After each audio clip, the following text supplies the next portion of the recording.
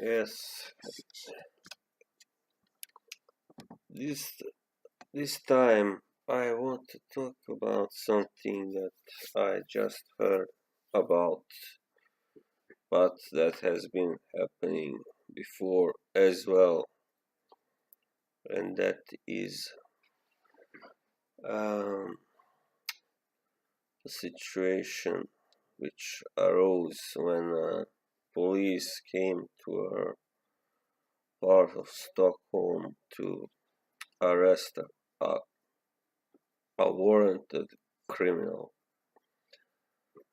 What happened is that his bodies were on the scene and they started fighting the police, which were trying to arrest this criminal.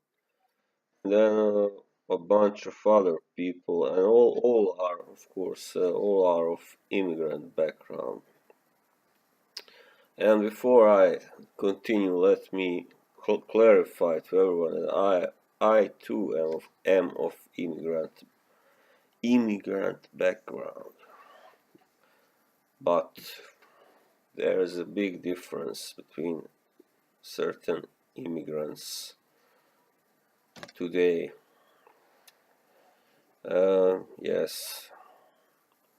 Yes, of course, one should help people in need who come from countries that are being devastated by war and famine or diseases, whatever. But there must be a certain law that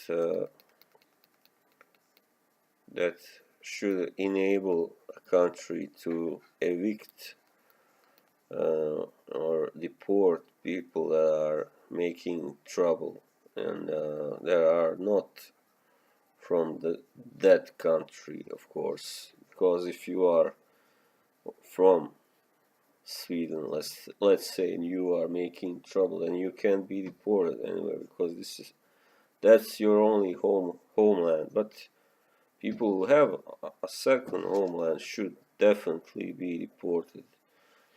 So anyway, these policemen they found themselves under heavy fire, put it that way. And yeah, that makes you wonder what kind of ghettos do you have over there when even the police isn't safe and even the police can't uh, enforce their own do their own job, to put it simply. And yeah, that is a really troubling sign because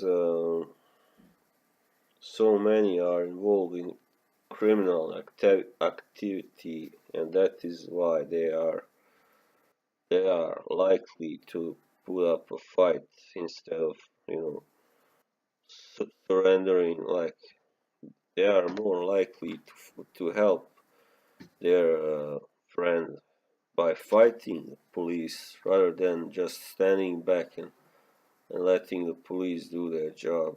And that is, of course, illegal and against the law. And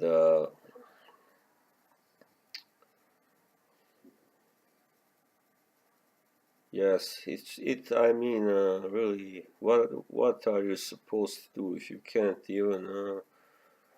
If the police is not able to wield their own power to enforce their own law, and what is the next step?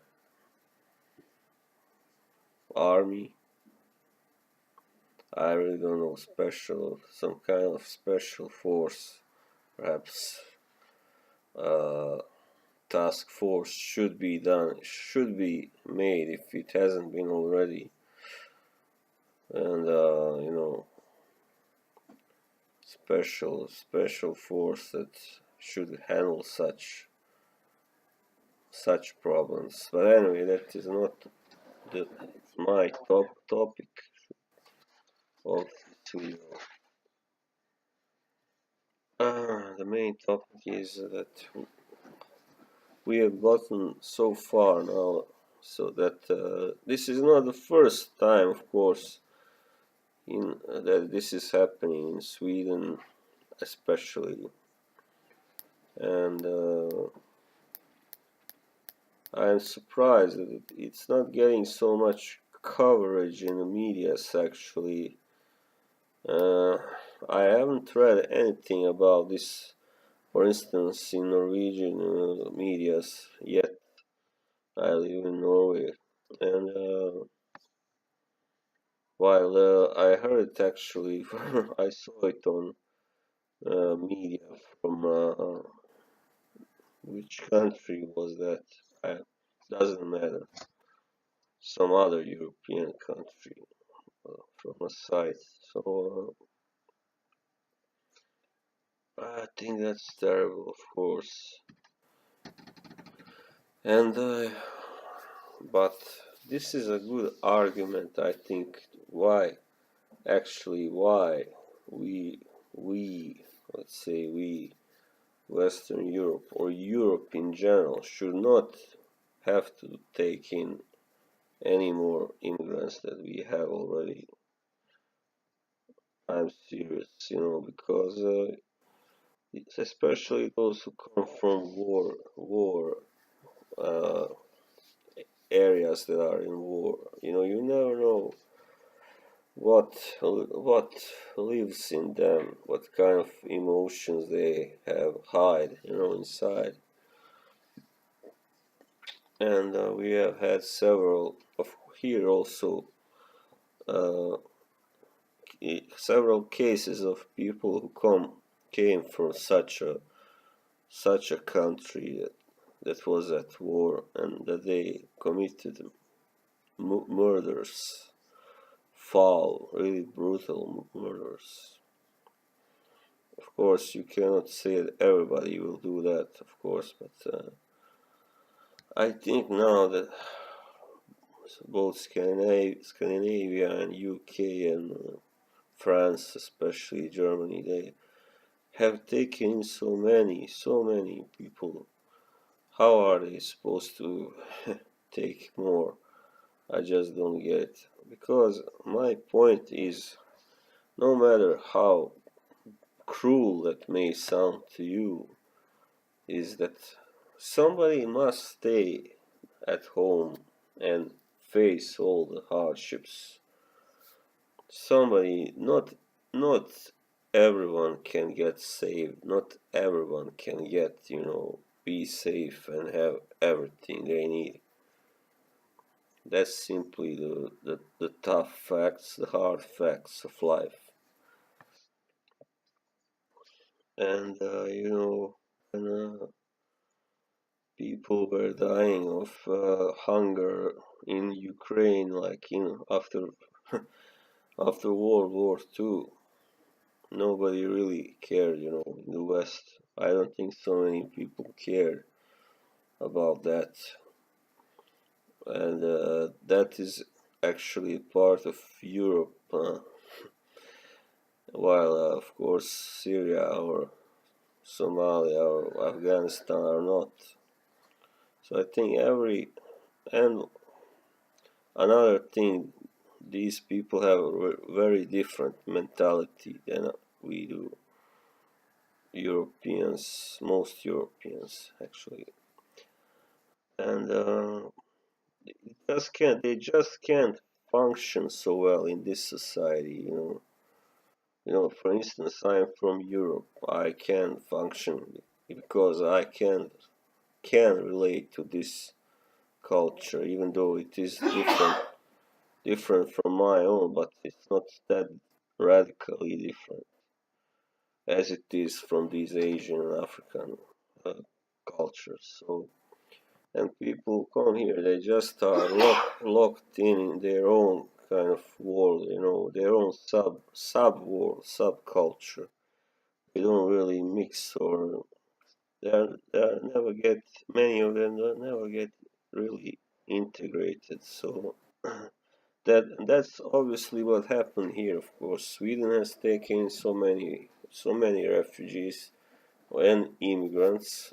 Actually, many of them, I think, didn't even come from war-torn countries. But anyway, they have taken so many refugees and immigrants, and now they don't know what to do with them because have lived all this time in their own, shut in their own neighborhoods, and they view others, I mean Swedes, real ethnical Swedes, they view them like almost like as enemies. Actually, I think quite many do really, and that's the saddest part. Especially younger, these young people, then they grow up like that. They don't have such great job opportunities or much money or anything. So what do? They get angry. They start hating, the government, the the average Swede, white Swede, you know. And what is the solution? It's really hard to say, but fortunately, in Sweden, it's quite integrated still. But and that is why I was so surprised to hear about this. But I think mostly these people that make the most fuss are I think people that came there not so long ago. Because I remember in the 90s, I never heard anything like this happening actually over there, or the first decade of this century. So I think these people have come there not so long ago, and they should obviously many of them should have never been let in the country, and the country is paying the price of being so kind and letting them stay there. That's what really sucks, I think. But the way of politics, you can if you speak your mind, if like I did right now, you are instantly condemned, as a bigot, if not something worse than that, a far right or nationalist or whatever. It's terrible, this kind of thinking that we have today. If you are against more immigration, and you are instantly a nationalist and a right winger. So it's just common sense. I'm using my common sense here. I am not on the right side at all in the politics. I do think I'm on the right side with this. So that's all.